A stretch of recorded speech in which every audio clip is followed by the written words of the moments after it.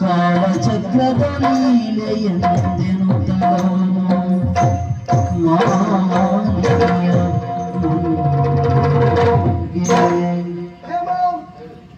ಎಲ್ಲವನ್ನು ನಾನು ಚೆನ್ನಾಗಿ ಅರ್ಥ ಮಾಡಿಕೊಂಡಿದ್ದೀನಿ.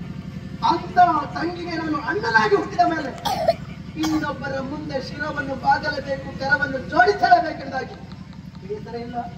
ನನ್ನ ತಂಗಿಯ ಬದುಕೆಂದು ಹೊರೆಯಾಗಿದೆ. ಅವಳ ಬದುಕು ನೇರವಾಗ್ತಾದ್ರೆ ಯಾರೇ ಎದುರಲ್ಲಿ ಬೇಕಾದ್ರೂ ನಾನು ತಲೆ ಇದು ಮಾಡಿದ್ದೇನೆ. ಹೇಳು, ನಮ್ಮಿಬ್ಬರ ದ್ವೇಷದಿಂದ ಇನ್ನೊಬ್ಬರ ಬದುಕೆನ್ನುವುದು ನಾಶ ಆಗಬಾರದು ತಾನೆ? ಅದಕ್ಕಾಗಿ ಹೇಳ್ತಾ ಇದ್ದೇನೆ, ನಿನ್ನಗೆ ನಾನು ಭಾಷೆಯನ್ನು ಕೊಡ್ತಾ ಇದ್ದೇನೆ. ನಾನು ಏನು ಮಾಡಬೇಕು?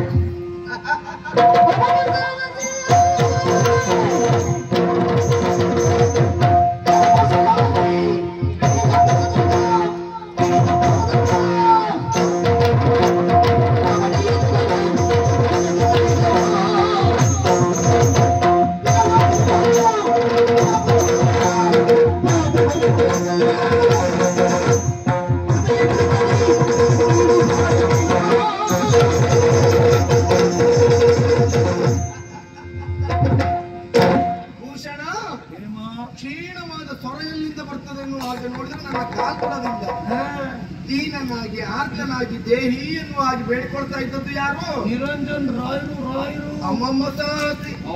ಇನ್ನೊಂದು ಸಂದರ್ಭ ರಾಜಕುಮಾರಿ ಎನ್ನುವುದನ್ನು ಮರೆತು ಕೆನ್ನೆಗೆ ಹೊಡೆದಂತ ವೀರಾದಿ ವೀರ ಎರಡು ಕೆನ್ನೆಗೆ ಇವತ್ತು ಅದೇ ರಾಜಕುಮಾರಿಯ ಕಾಲಿಡಿದು ಬೇಡಿಕೊಳ್ತಾ ಇದ್ದಾನೆ.